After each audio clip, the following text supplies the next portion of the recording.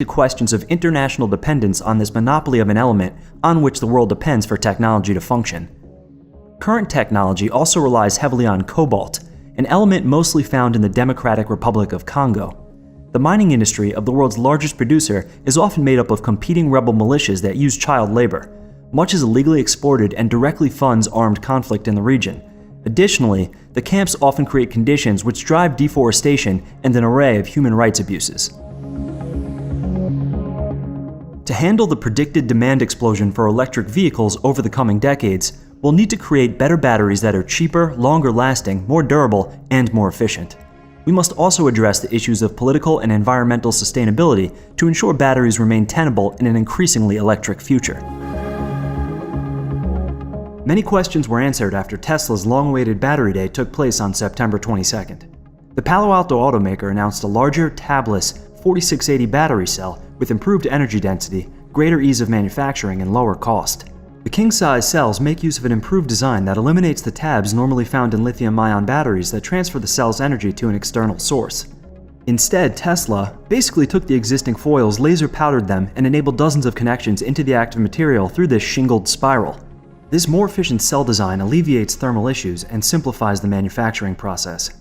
Tesla also introduced high-nickel cathodes that eliminate the need for cobalt, and improved silicon battery chemistry in which they stabilize the surface with an elastic ion-conducting polymer coating that allows for a higher percentage of cheap commodified silicon to be used in cell manufacture. Altogether, these changes create an expected 56% improvement in Tesla's cost per kilowatt-hour, and the new 4680 cells expect to achieve a 5 times increase in energy storage, a 16% increase in range, and a 6 times increase in power. Tesla hopes the improved cell design will allow them to achieve an eventual production target of 3 terawatt-hours per year by 2030 and help scale the world's transition to ubiquitous long-distance electric vehicles. After Tesla's recent Battery Day, the world's attention is now more focused on batteries than ever before, but Tesla isn't the only show in town. In the following video, we're going to explore 5 exciting new battery technologies that could change everything.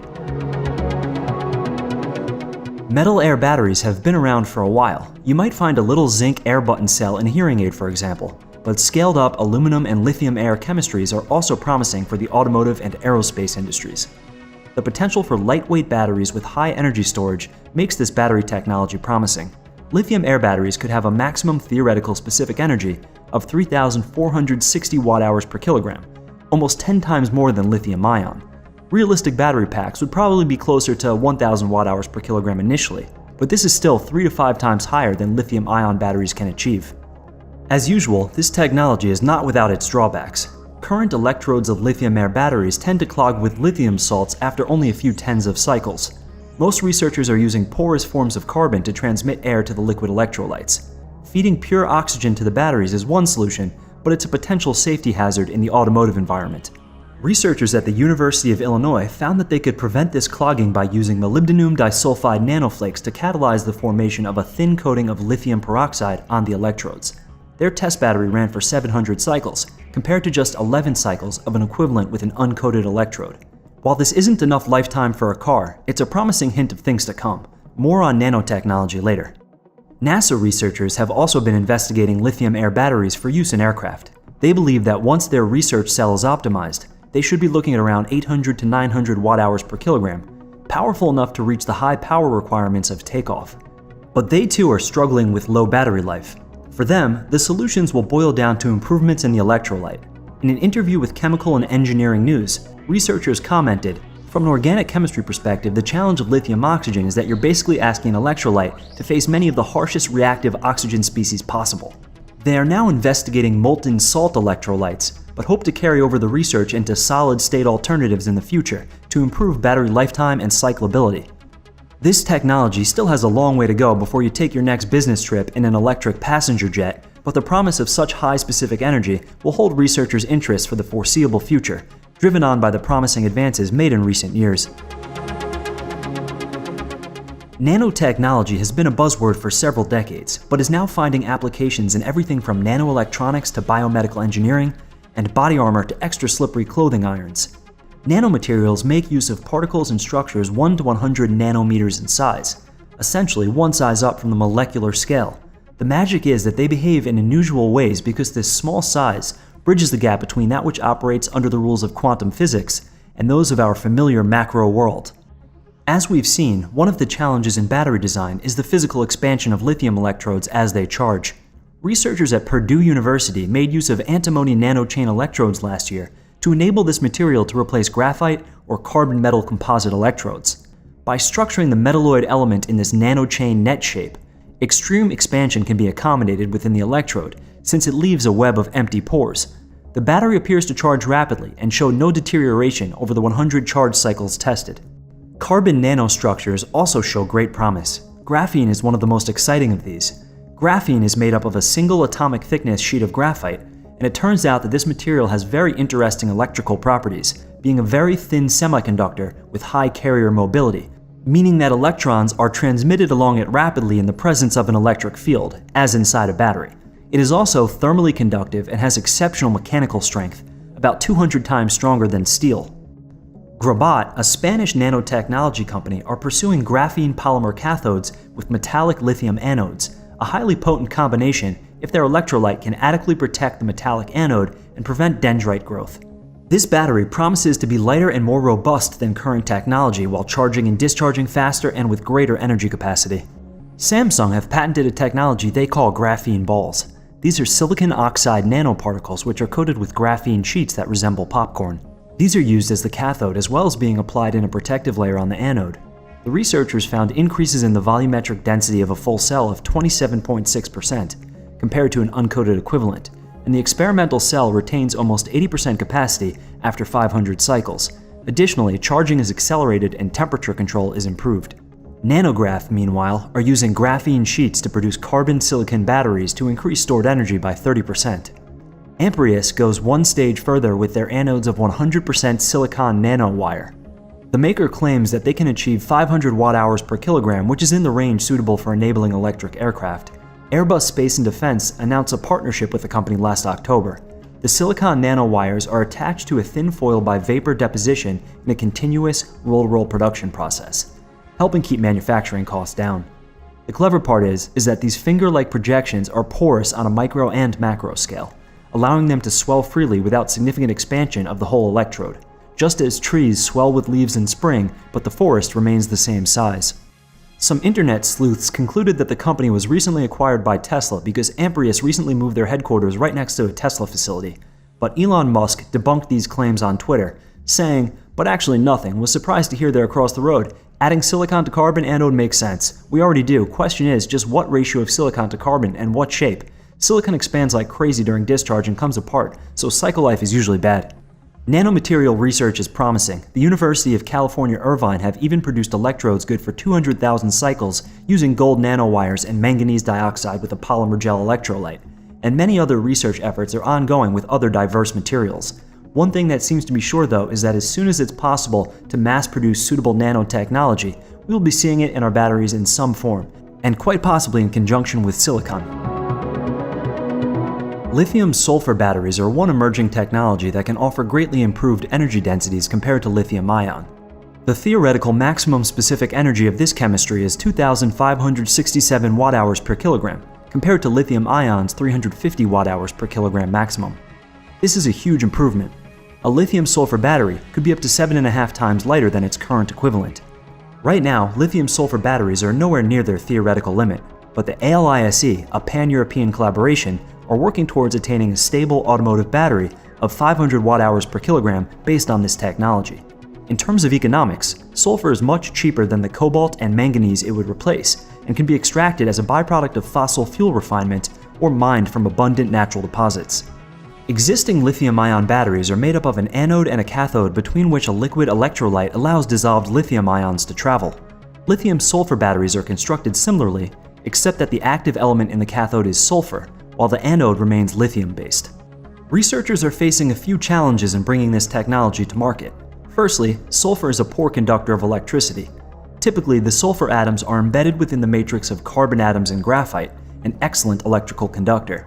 This arrangement is vulnerable to a process known as shuttling, which causes batteries to drain when not in use, while also corroding metallic lithium anodes, reducing capacity as the battery is cycled. Next, and most significantly, The electrodes physically swell up as the lithium ions bond to them. This is more dramatic with lithium-sulfur than existing chemistries, the sulfur cathode expanding and contracting by as much as 78% as the battery cycles, or 8 times more than cathodes typically used in lithium-ion batteries.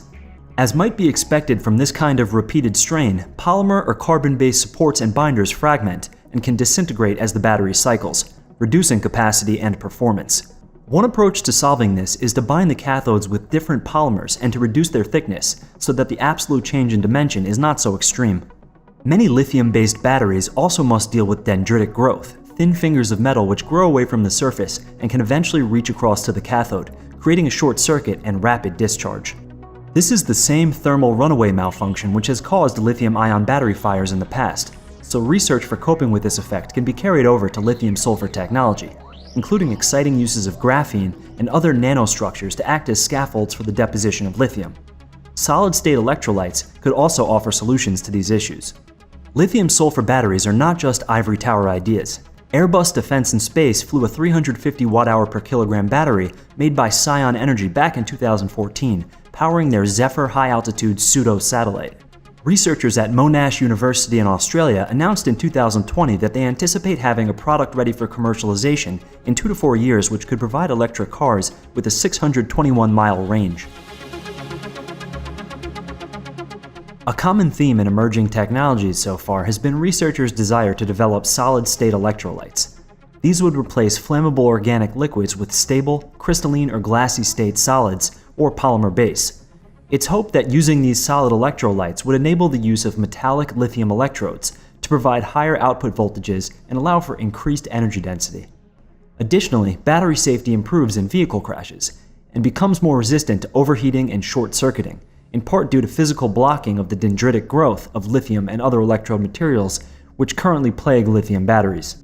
Apart from its theoretical promise, we can be confident that we will see solid-state batteries powering us along the road in the near future, because car makers as diverse as Volkswagen, Toyota, BMW, and Hyundai have all been investing in the technology.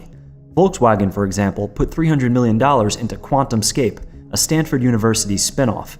QuantumScape has been holding its cards close to its vest as the website offers no information on their product, only a long list of new job openings, implying company expansion and confidence in their product. It's notable that they hold patents on sulfide-based lithium-ion technology and seem to be interested in thin, sintered ceramic films and lithium-impregnated garnet. One of the difficulties in solid-state electrolyte design is dealing with the expansion of electrodes, which is more difficult to manage in solid materials. A solid electrolyte must be sufficiently flexible to permit this, yet also tough enough to resist dendrite penetration. QuantumScape hold a patent for composite electrolytes to allow them to customize and adjust the physical properties of their electrolytes for such conflicting requirements. Panasonic have also been looking into solid-state electrolytes. It's notable that Tesla have been partnered with Panasonic in their existing lithium-ion manufacturing capacity, but it's Toyota who have publicly announced their collaboration with Panasonic to develop next-generation solid-state batteries. Samsung too are working on solid-state batteries, and in May 2020 described their technology based on a silver and carbon anode, claiming this could give a generic electric car a 500-mile range and survive over 1,000 charging cycles. This is probably good news for your phone and laptop too, given their current commercial interests. It may just be a matter of time before solid-state electrolytes are in your pocket and in your car. 2 carbon electrodes and a non-toxic electrolyte, what's not to like? Add the ability to extract more power than from conventional lithium-ion and their ability to charge 20 times faster, and these lithium-ion variants could be the future for electric vehicles. PJPI, an offshoot of Japan Power Plus, have developed this technology with the National Kyushu University in Fukuoka and are currently supplying their Cambrian batteries to an electric bicycle company, Marushi Cycle. Currently, these are single carbon electrode batteries, and details of their exact makeup are hard to find, but they are simultaneously working on a fully dual carbon battery with 2 carbon electrodes, eventually to be manufactured from natural, agriculturally grown products.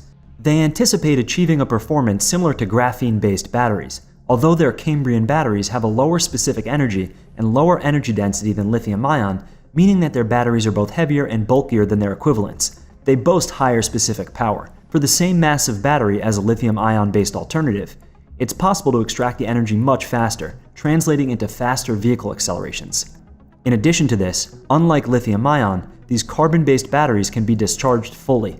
The maker claims that this changes the equation for actual usable energy density, boasting a 40% improvement in range over lithium-ion batteries of the same capacity.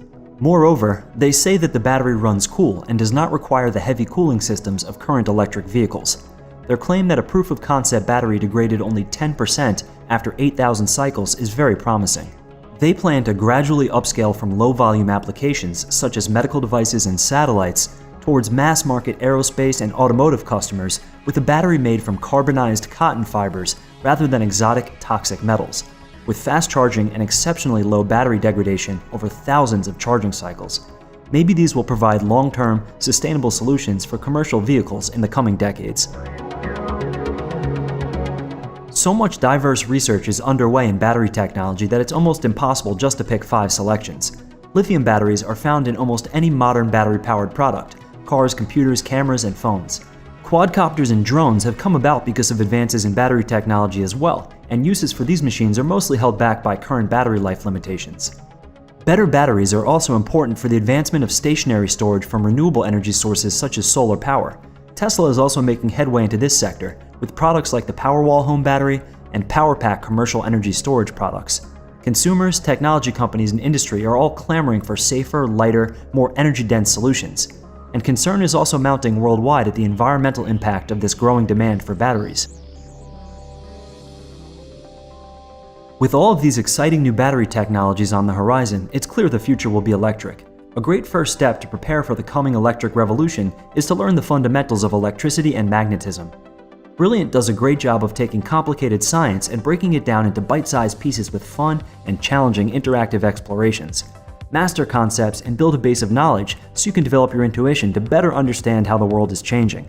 I've taken Brilliant courses on electricity and magnetism and solar energy and was really impressed with how well they structure their lessons with clever analogies, examples, and quizzes to test your knowledge. It almost makes learning feel like a game, and I found myself eager to advance through the course. Brilliant offers a wide range of other content in topics from mathematical fundamentals to quantitative finance, from scientific thinking to special relativity, from programming with Python to machine learning. To all those who believe the future will be electric, go to brilliant.org/electricfuture and sign up for free. And also, the first 200 people that go to that link will get 20% off the annual premium subscription. The technologies discussed in this video could have huge implications on different battery-powered transportation options besides just electric cars. Imagine the potential in everything from electric bikes to electric scooters and electric boats to electric airplanes. Consumer electronics also stand to experience vast improvements in battery life in devices such as smartphones, laptops, cameras, and more. The future's electric. We showcase cutting-edge sustainable technology.